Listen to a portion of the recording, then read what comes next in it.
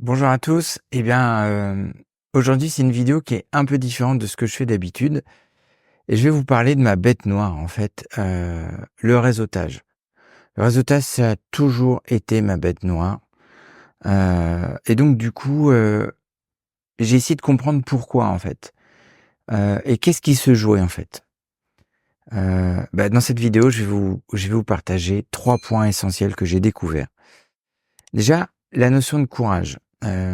Comme le disait Nelson Mandela: le courage, c'est pas l'absence de peur, mais la capacité à vaincre cette peur. Et donc du coup, pendant des années, je j'ai pas compris pourquoi j'avais toujours ce problème de réseautage, c'est-à-dire de sortir de mon bureau, rencontrer des entrepreneurs, aller, dans des groupes de pairs, rencontrer d'autres dirigeants.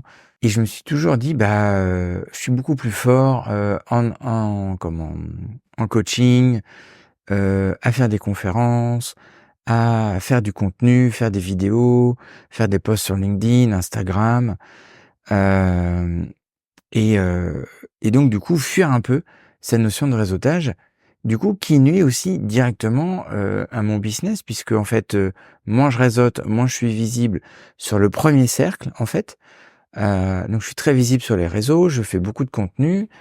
Par exemple, un des exemples, de super, utilisation de mon super pouvoir de créer du contenu, c'est ça.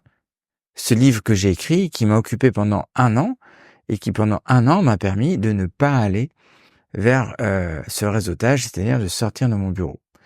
Donc du coup, en fait, derrière le réseautage, il y avait aussi, la notion de courage, cette notion d'aller vers l'autre, même quand on se sent mal à l'aise, en fait. Donc du coup, j'avais un certain confort dans l'inconfort, à continuer de faire des vidéos, d'enregistrer des podcasts, de faire des interviews et de ne pas aller, réseauter.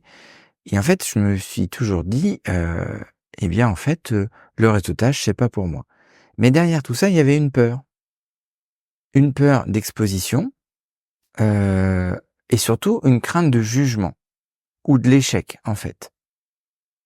Et je me suis rendu compte que quand je ressens cette peur, nous souvent, ce qu'elle cache, c'est, une perception. C'est, quelque chose comme un filtre qui masque la réalité.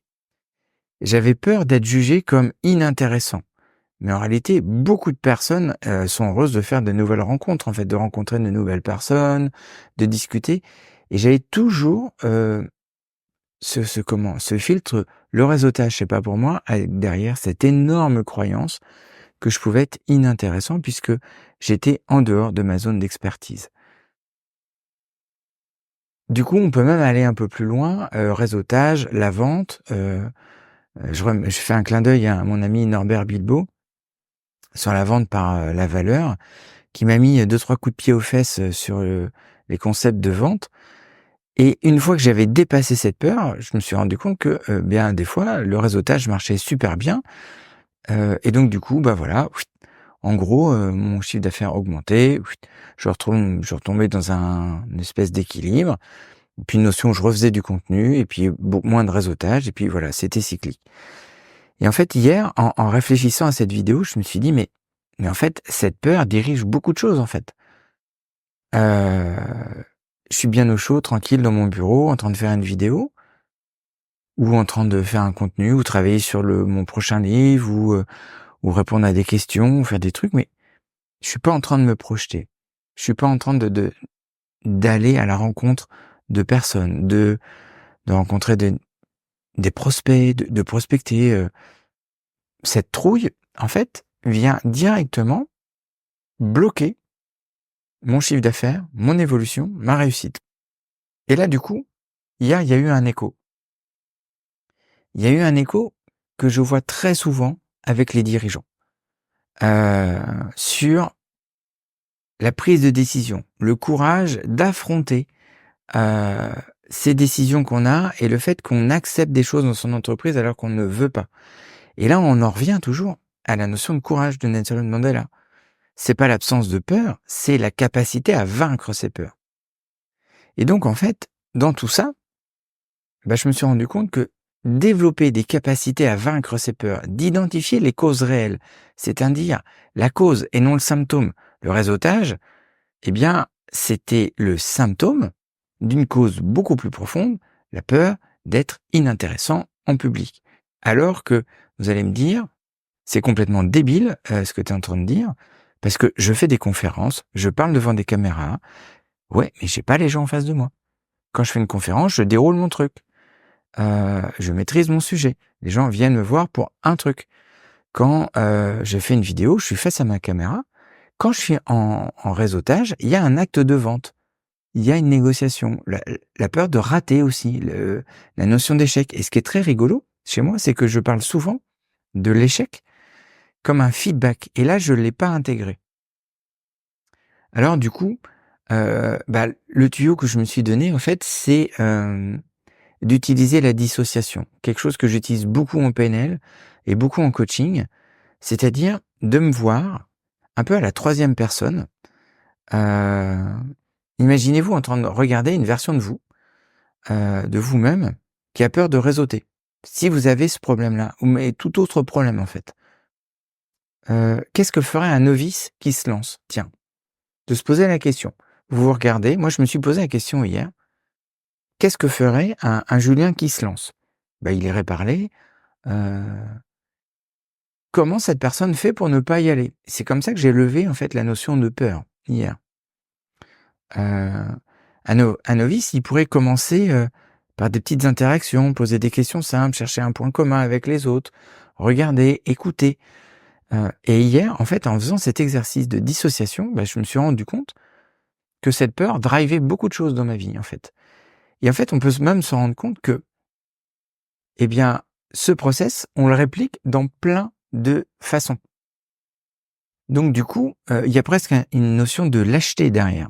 C'est-à-dire de répéter un process qui fonctionne, c'est-à-dire qui vous empêche d'atteindre votre objectif, eh bien, en fait, ça nous conforte en nous disant, bah oui, mais j'ai toujours été comme ça. Je me suis rendu compte dans la vente, je me suis rendu compte dans le réseautage, je m'en suis rendu compte dans la relance des clients à des moments. Et puis, un truc que j'ai un peu dépassé, c'est-à-dire la relance sur les impayés, en fait.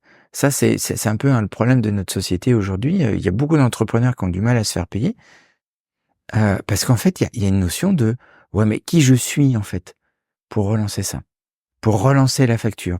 Pourtant, c'est le nerf de la guerre aujourd'hui. Hein. Donc voilà. Moi, ce que je vous propose en fait, c'est pour surmonter toutes ces peurs, eh bien, c'est souvent de faire preuve de courage en allant lever vos peurs, vous poser des questions. Qu'est-ce qui se cache derrière? Comment je fais pour, pour contourner ces freins, mais surtout pour les lever? D'avoir cette notion de symptôme et de cause.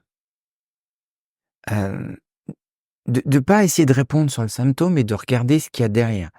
Je sais, cette vidéo, elle est peut-être un peu longue, mais pour résumer, utilisez la dissociation. Observez-vous de l'extérieur, comme si vous pilotiez une personne, comme si vous étiez le caméraman qui regarde la personne qui filme.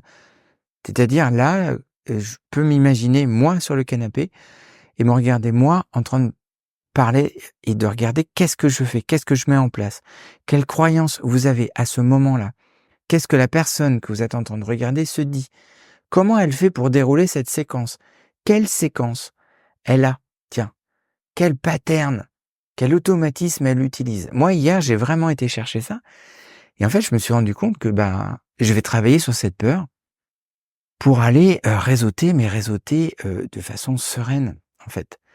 Donc là, je parle d'un sujet vraiment une énorme croyance chez moi, un sujet qui peut être un peu tabou.